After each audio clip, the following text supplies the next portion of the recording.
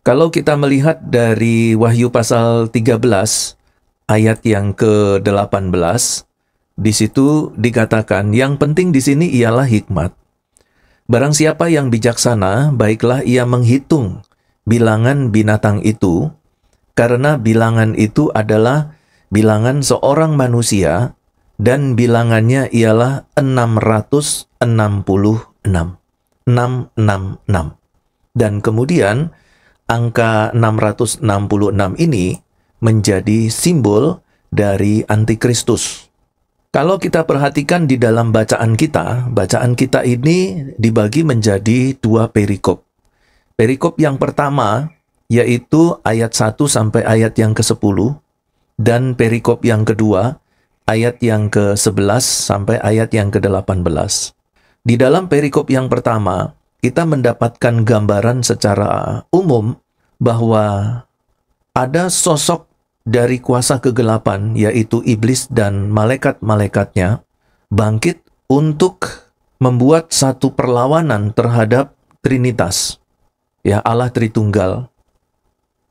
Dan kemudian nanti pada perikop yang kedua, kekuatan dari kuasa kegelapan, yaitu dari iblis dan malaikat-malaikatnya itu, diwujud nyatakan dengan kehadiran antikristus.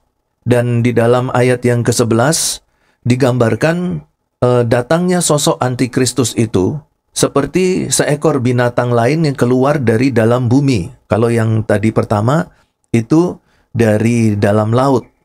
Lalu kemudian di ayat yang ke-11 itu digambarkan yang keluar dari dalam bumi, bertanduk dua, sama seperti anak domba. Jadi di sini iblis selalu berusaha untuk menyamai Allah. Pada waktu sebelum kejatuhannya, ya, iblis yaitu penghulu malaikat Allah ini berusaha untuk menjadi sama seperti Allah, merebut tahta Allah. Dan sekarang di bagian kitab Wahyu, iblis juga akan menyamakan dirinya seperti anak domba. Ya, kalau kita tahu bahwa di dalam simbol Alkitab, anak domba itu digambarkan untuk sosok Tuhan Yesus Kristus. Dan kita tahu di sini ayat 12, ini kita lihat secara umum dulu ya, secara garis besarnya. Di ayat yang ke-12, bahwa seluruh kuasa binatang yang pertama, itu binatang yang keluar dari dalam laut, di ayat 1 sampai 10. Jadi ini seluruh kekuatan iblis, ya, binatang yang pertama itu dijalankan di depan mata. Dari kelompok premilenium menafsirkan bahwa sosok antikristus yang akan keluar di akhir zaman itu memiliki kekuatan demonis yang luar biasa. Karena seluruh kuasa dari iblis atau kuasa kegelapan itu diberikan kepada antikristus ini.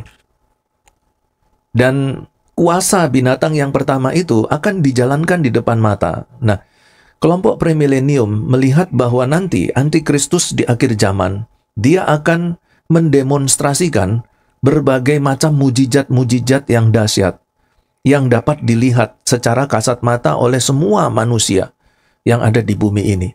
Dan itu akan menjadi daya tarik utama bagi semua orang untuk beralih dari Tuhan kepada iblis.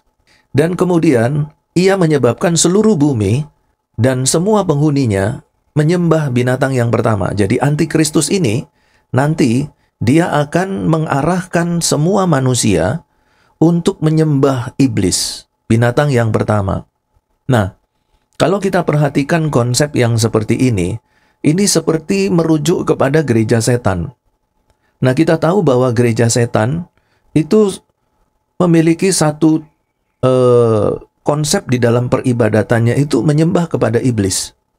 Bukan menyembah kepada Tuhan Yesus, ya, bukan menyembah kepada Allah Bapa di surga, ya, tetapi kepada iblis.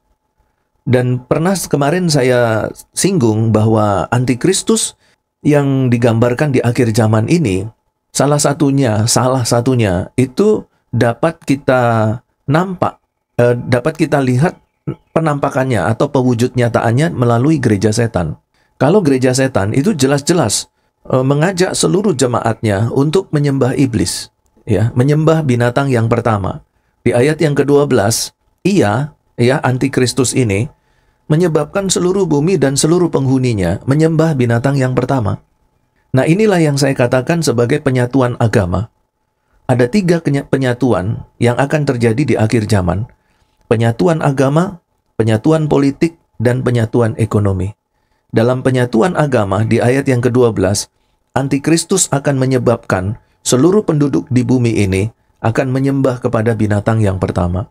Nah, ada satu fakta menarik tentang gereja setan, bahwa ternyata gereja setan ini sekalipun kelihatannya itu sangat kontroversif, ya, dan bernada negatif. Tetapi kalau kita melihat keanggotaan gereja setan, itu secara eksklusif, itu telah merasuki seluruh aspek bidang kehidupan manusia, termasuk juga merekrut orang-orang secara perlahan. Jadi kalau mau saya katakan, anggota gereja setan itu sudah meluas sampai ke ujung bumi. Bahkan kita pernah mendengar di Indonesia, beberapa tahun yang lalu ada pemunculan gereja setan. Dan karena gereja setan ini tidak dianggap sebagai agama resmi, maka gereja setan di Indonesia itu bergerak underground, ya, secara diam-diam. Tetapi keanggotaannya itu semakin lama semakin banyak. Apalagi di Amerika, apalagi di Eropa, ya, sudah begitu banyak dan begitu luas. Nah, kemudian yang ayat yang ke-13, dan ia mengadakan tanda-tanda yang dahsyat. Bahkan ia menurunkan api dari langit ke bumi di depan mata semua orang. Nah, di sini kelompok dari premillennialism meyakini bahwa ayat ini akan terjadi secara harafiah, bahwa nanti akan terjadi hujan api dari langit yang membakar bumi. Nah, beberapa waktu yang lalu di Los Angeles terjadi kebakaran dahsyat sampai berminggu-minggu, ya. 1 bulan lebih kebakaran. Itu seolah-olah seperti melihat ada api yang turun dari langit yang membakar, ya, Los Angeles. Tetapi semua orang melihat ini sebagai musibah alam. Tetapi kelompok dari premillennialism meyakini bahwa akan terjadi secara harafiah bahwa seseorang, yaitu yang disebut dengan antikristus, itu dapat menurunkan api dari langit. Kemudian ayat yang ke-14, bahwa ia menyesatkan mereka yang diam di bumi dengan tanda-tanda yang diberikan kepadanya untuk dilakukan di depan mata binatang. Jadi dia juga bisa, antikristus ini, dia juga hadir di dalam keberadaan nabi-nabi palsu, guru-guru palsu, mesias-mesias palsu, yang menyesatkan mereka yang dibuang di bumi. Dan sekarang penyesatan-penyesatan itu terjadi secara masif. Kenapa? Karena ada internet. Orang tidak perlu ke Indonesia untuk menyesatkan orang Kristen di Indonesia. Dia hanya menggunakan internet, menggunakan paket data, menggunakan peralatan elektronik, dari tempat yang jauh. Dia bisa menyesatkan semua orang yang ada di bumi dengan menggunakan internet. Jadi penyesatan itu akan terjadi secara masif dan dalam waktu yang tidak lama. Dan ia menyuruh mereka yang diam di bumi supaya mereka mendirikan patung untuk menghormati binatang yang luka oleh pedang. Ya, jadi nanti menurut premillennialism, antikristus ini akan mendirikan sebuah icon, ya, sebuah semacam patung. Tapi bagaimana dan seperti apa wujudnya dan bentuknya, kita tidak tahu. Tetapi dia itu seperti icon, ya, seperti tanda atau seperti icon lah, ya, ikon, ya, yang nanti semua orang akan menyembah kepada patung binatang itu. Dan yang luar biasa bahwa patung binatang itu bisa berbicara, ayat yang ke-15. Jadi kepadanya diberikan kuasa juga untuk memberikan nyawa kepada patung binatang itu. Jadi selama ini kita mempunyai konsep bahwa patung dewa-dewa itu tidak bisa berbicara. Dan banyak orang juga mengatakan bahwa orang yang menganggap patung itu sebagai dewa tidak menyadari bahwa patung itu tidak bisa berbicara. Tetapi kenapa dianggap sebagai dewa? Selama ini kan kita berpikirnya begitu. Tetapi nanti ada fakta yang mengejutkan bahwa patung secara harafiah bisa berbicara. Dan ini terjadi secara harafiah ya, bukan simbol. Ini bukan simbol, bukan metafora, bukan alegori, tetapi ini fakta secara harafiah akan terjadi. Seperti itu. Tetapi ini menurut golongan premilenialism ya. Kemudian ayat yang ke-16, dan menyebabkan sehingga kepada semua orang, kecil besar atau kaya miskin, merdeka atau hamba, diberi tanda pada tangan kanannya atau pada dahinya. Nah, inilah tanda antikristus. Jadi nanti, perlahan-lahan dengan berbagai macam cara dan metode, semua orang yang ada di bumi ini akan diberi tanda. Tidak harus dengan menuliskan tanda di dahi, angka 666 atau di tangannya, tidak harus. Tapi bisa saja dengan menggunakan peralatan elektronik, misalnya. Satu, dengan KTP. Ya, atau kartu tanda penduduk, ya. Nanti di dalam kartu tanda penduduk itu ada angka antikristus, ada tanda antikristus. Jadi kalau nanti setiap orang yang tidak menggunakan kartu antikristus, maka dia dianggap pemberontak. Dan nanti akan ada banyak anak-anak Tuhan yang tidak akan mau menggunakan tanda, tidak mau menggunakan kartu. Dan akhirnya mereka dicap sebagai pemberontak. Dan pada saat itu terjadilah penangkapan, penganiayaan terhadap orang percaya. Bagi premilenialism, saat itu disebut sebagai masa sengsara 7 tahun. Ada 7 tahun masa sengsara, 3,5 tahun masa sengsara pertama, 3,5 tahun masa sengsara kedua. Kenapa sampai ada masa sengsara? Karena ada banyak anak-anak Tuhan yang tidak mau diberi tanda antikristus. Jadi, ayat 17, dan tidak seorang pun yang dapat membeli atau menjual selain daripada mereka yang memakai tanda itu, yaitu nama binatang itu dan bilangan namanya. Jadi, menguasai bidang ekonomi juga. Bayangkan saja kalau kita beli beras, harus pakai kartu yang ada tanda antikristus.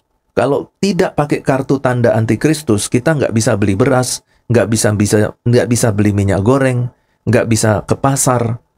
Lalu kalau kita nggak bisa melakukan semua itu, kita makan apa? Jadi mau tidak mau, perlahan-lahan, semua orang akan dipaksa secara tidak langsung untuk menggunakan tanda antikristus.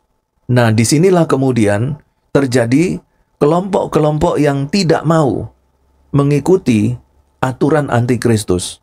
Nah, mereka yang tidak mau mengikuti aturan antikristus, mereka dianggap sebagai pemberontak. Mereka akan dibunuh. Ayat 15, sehingga semua orang yang tidak menyembah patung binatang itu dibunuh. Nah, dalam proses dibunuh akan terjadi penyiksaan. Dan penyiksaan ini adalah penyiksaan yang dahsyat. Kenapa penyiksaan dahsyat? Karena penyiksaan terjadi menjelang kedatangan Tuhan Yesus yang kedua. Alkitab mengatakan bahwa penyiksaan yang terjadi menjelang kedatangan Tuhan Yesus yang kedua, yaitu di masa tribulasi 7 tahun sengsara, adalah penyiksaan yang belum pernah terjadi sejak bumi ini diciptakan. Jadi ada satu jenis penyiksaan yang sangat mengerikan yang akan dilaksanakan di akhir zaman, di mana model penyiksaannya itu belum pernah terjadi sejak bumi diciptakan. Kalau dulu ada orang disiksa dengan cara dikuliti, itu sudah ada. Kalau dulu ada orang disiksa sampai mati dengan diberikan semut pemakan daging, ya, dirubung semut pemakan daging dan dimakan pelan-pelan, itu sudah ada. Dulu ada orang disiksa dengan cara dimutilasi, sudah ada. Digoreng sudah ada. Digodok, direbus sudah ada. Dan Alkitab katakan, di akhir zaman akan ada bentuk penyiksaan yang sangat mengerikan dan yang sangat dahsyat, yang belum pernah dilakukan sejak bumi ini diciptakan. Dan itu nanti akan dikenakan kepada orang-orang yang tidak mau menggunakan tanda dari antikristus. Tetapi Alkitab katakan siapa yang bertahan akan memperoleh hidup yang kekal. Tetapi faktanya, ketika orang masuk di masa sengsara 7 tahun, di masa tribulasi, Alkitab katakan tidak ada seorang pun yang tahan. Dan yang terjadi adalah apa? Kemurtatan. Maka nanti orang-orang yang ada di dalam masa sengsara, dia akan diminta untuk memilih, mau disiksa dengan siksaan yang dahsyat, ataukah menyangkali Yesus. Kalau kamu menyangkali Yesus, kamu tidak disiksa, kamu tidak dibunuh. Tetapi kalau kamu mempertahankan imanmu, mengiring Yesus, maka kamu akan disiksa dan akan dibunuh. Dan faktanya adalah banyak yang murtad, banyak yang menyangkali Yesus. Karena itu Alkitab katakan, pada waktu kedatangan Tuhan Yesus yang kedua, apakah aku mendapati iman di bumi ini? Tidak ada. Tidak ada lagi iman. Karena semua orang yang beriman sudah murtad semuanya. Kenapa? Karena siksaan yang sangat dahsyat. Tetapi menurut premilenialism, sebelum siksaan yang dahsyat itu terjadi, maka terjadi pengangkatan. Orang-orang yang sungguh-sungguh di dalam Tuhan tidak akan diizinkan Tuhan melewati masa sengsara. Karena Tuhan akan menyelamatkan mereka. Dan Tuhan tahu bahwa sekalipun orang itu sudah mengiring Tuhan Yesus dengan setia, kalau mereka melewati masa sengsara, mereka akan murtad. Jadi daripada murtad, mereka diangkat di dalam rapture, pengangkatan. Karena itu sebagian orang-orang percaya yang mengiring Tuhan sungguh-sungguh, mengikut Tuhan sungguh-sungguh, menjaga kekudusan hidup, dialah yang akan mengalami rapture dan tidak melewati masa sengsara. Nah, itulah kira-kira gambaran antikristus dari Wahyu pasal yang ke-13. Dan angka yang digembar-gemborkan, yang diproklamasikan sebagai angka antikristus adalah angka 666. Dan angka ini sekarang bukan sesuatu yang menakutkan. Hampir di semua bidang kehidupan sudah ada angka 666. Di dalam kartu NPWP, nomor pokok wajib pajak, NPWP di Indonesia, itu sudah ada angka 666. Di kartu NPWP. Dan semua orang Indonesia harus punya NPWP. Ya kira-kira seperti itu nanti regulasinya ya. Skenarionya itu seperti itu nanti. Pelan-pelan. Pelan-pelan. Pada akhirnya semua orang nanti secara sengaja dan tidak sengaja, sadar tidak sadar, sudah pakai tanda antikristus. Dan semua orang yang memakai tanda antikristus, menurut Alkitab, tidak akan mendapatkan kerajaan Allah. Tidak akan pernah bisa masuk ke dalam surga. Itu tadi sudah kita baca ya di ayat yang sebelumnya ya. Bahwa mereka yang masuk dalam golongan binatang ini adalah mereka yang sebenarnya sudah disiapkan untuk dibinasakan. Ya, itulah kira-kira gambaran penafsiran. Sebenarnya saya mau menafsirkan frasa demi frasa ya. Ada kata-kata tertentu yang mau di-word study-kan, tetapi karena waktu, jadi saya hanya memberikan penafsiran secara garis besar. Ya, kira-kira seperti itu penafsiran dari Wahyu pasal 13. Sebelum saya tutup, mungkin ada yang mau bertanya, 1 atau 2 pertanyaan? Silakan kalau ada.